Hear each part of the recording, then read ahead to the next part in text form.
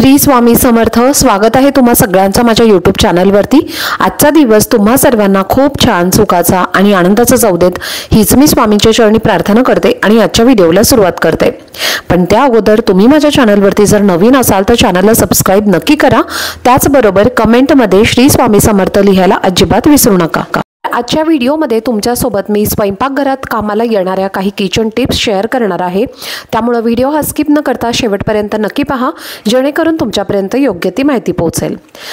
पहिली महत्त्वाची टिप म्हणजे पोहे भिजवत असताना नेहमी ते चाळणीमध्ये भिजवावेत। त्यामुळे जे काही जास्तीचं पाणी असतं पोह्यांमधलं तर ते निघून जातं आणि पोहे हे छान मोकळे बनतात। आता यानंतरची दुसरी टिप म्हणजे भजी बनवताना त्या पिठामध्ये लिंबाचा रस पिळून घालावा, त्यामुळे भजी चवीला छान। ची टिप म्हणजे बटर फ्रीज मध्ये ठेवल्यामुळे लवकर वितळत नाही, त्यामुळे जेव्हा बटर वापरायचं आहे तेव्हा ते किसणीने किसून घ्यायचं असतं आपल्याला। त्यानंतर पुढची टिप म्हणजे गुलाबजाम बनवत असताना पाक नेहमी पातळच करावा। जास्त घट्ट जो पाक आहे तर तो करू नये। पाक पातळ केल्यामुळे गुलाबजाम छान तयार होतात। आता यानंतरची पुढची टिप म्हणजे दही मसाल्यांमध्ये आपल्याला जर घालायचं असेल, बरेच जण बघा दही हे मसाल्यांमध्ये सुद्धा घालत असतात, बऱ्याच भाज्यांमध्ये ते घालत असतात, तर त्यावेळी ते आपल्याला अगदी व्यवस्थित फेटून घ्यायचं आहे आणि मगच ते मसाल्यामध्ये घालायचं आहे। त्यामुळे दही मसाल्यामध्ये टाकल्यावरती ते फाटत नाही। तर अतिशय महत्त्वाची अशी ही किचन टिप आहे। आता यानंतर पुढची टिप म्हणजे भाकरी तव्यावरून उलटत असताना ती आपल्याला उलटणं जे आहे तर ते आपल्याला पाण्यामध्ये थोडंसं बुडवून घ्यायचं आहे आणि त्यानंतर भाकरी उचलावी, त्यामुळे भाकरी तव्याला चिटकत नाही। यानंतर पुढची टिप म्हणजे फ्रीजमध्ये काळ्या रंगाची बुरशी येत असेल तर अशा वेळेला फ्रीज पुसत असताना खाण्याचा सोडा वापरून तो फ्रीज पुसावा, म्हणजे जी काळी बुरशी आहे तर ती निघून जाते।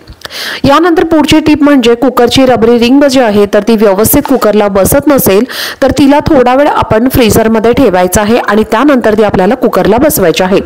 त्यामुळे रिंग जी आहे तर ती व्यवस्थित कुकरच्या झाकणाला बसेल। पुढची टिप जी आहे तर ती म्हणजे दही जर जास्त आंबट झालं असेल तर त्यामध्ये ग्लासभर पाणी आपल्याला टाकायचं आहे। थोड्या वेळाने ते पाणी काढून टाकायचं आहे आणि त्यामुळे दह्याचा आंबटपणा हा कमी होतो।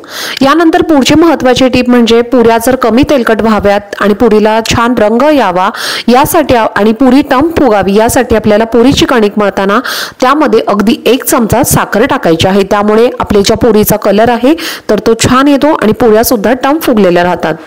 त्याचबरोबर पुढची टिप म्हणजे गव्हाच्या पिठाला जाळी लागू नये म्हणून गव्हाच्या पिठामध्ये तमालपत्र टाकून ठेवा, गव्हाच्या पिठाला जाळी लागणार नाही।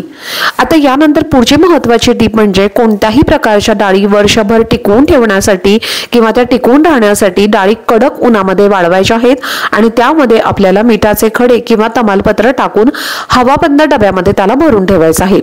त्यामुळे वर्षभर डाळी आपल्या चांगल्या राहतात आणि त्याला अजिबात किडही लागत नाही। दुधावरती आपल्याला जाडसर साय हवी असेल तर दुधाच्या भांड्यांवरती पांढरा कपडा बांधून ठेवायचा आहे आणि दुधाचं भांडं फ्रीजमध्ये ठेवायचं आहे, त्यामुळे जाडसर साय दुधावरती येत असते। आता यानंतर पुढची महत्त्वाची टिप म्हणजे हिरवी मिरची मिक्सरला बारीक करून घेतल्यानंतर त्यामध्ये आपल्याला थोडंसं मीठ टाकायचं आहे आणि थोडंसं लिंबू पिळायचं आहे आणि त्याला या मिश्रणाला किंवा या पेस्टला आपल्याला फ्रीजमध्ये ठेवायचं आहे। त्यामुळे मिरचीची ही जी पेस्ट आहे किंवा हा जो ठेचा आहे तर तो जास्त दिवस चांगला टिकून राहतो आणि त्याचा रंग सुद्धा बदलत नाही। यानंतर पुढची महत्त्वाची टिप म्हणजे पालेभाज्या शिजवत असताना त्या नेहमी लोखंडी कढईमध्ये शिजवाव्यात, त्यामुळे भरपूर प्रमाणामध्ये आयर्न किंवा लोह जे आहे तर ते आपल्याला किंवा आपल्या शरीराला मिळत असतं। पुढची टिप म्हणजे हिरव्या पालेभाज्या शिजवत असताना त्यावरती झाकण ठेवून शिजवावं आणि असं केल्यामुळे किंवा झाकण ठेवून शिजवल्यामुळे त्या भाज्यांमधले जे काही विटॅमिन आहे तर ते वाफेसोबत किंवा त्या स्टीम सोबत निघून जात नाही। पुढची टिप आहे आलं लसूण पेस्टचा वास जास्त दिवस टिकून राहावा यासाठी पेस्ट बनवून झाल्यानंतर त्यामध्ये थोडंसं तेल टाकावं आणि ते मिक्स करून ही जी पेस्ट आहे तर ती काचेच्या बरणीमध्ये भरून आपल्याला फ्रीजमध्ये ठेवायची आहे। या तेलामुळे पेस्टचा वास जो आहे तर तो टिकून राहतो आणि पेस्ट सुद्धा खराब होत नाही आणि ती जास्त दिवस टिकते। यानंतर पुढची महत्त्वाची टिप म्हणजे मऊ लुसलुशीत चपाती बनवण्यासाठी चपातीची कणिक मळून 10 ते 15 मिनिटं आपल्याला झाकून ठेवायची आहे किंवा त्याला आपल्याला मुरू द्यायची आहे आणि त्यानंतर चपाती आपल्याला बनवायची आहे। त्यामुळे चपाती मऊ लुसलुशीत बनते आणि त्याला पदर सुद्धा खूप छान सुटतात। यानंतर पुढची महत्त्वाची टिप आहे तर ती म्हणजे मसाल्यांना जाळी लागू नये यासाठी मसाल्यांमध्ये थोडे मीठ आपल्याला ठेवायचं आहे, त्यामुळे मसाल्यांना जाळी लागत नाही। आता यानंतर पुढची टीप आहे तर ती म्हणजे मटार शिजवत असताना मटारचा जो हिरवा रंग आहे तर तो टिकून राहण्यासाठी त्या पाण्यामध्ये आपल्याला थोडीशी साखर घालायची आहे।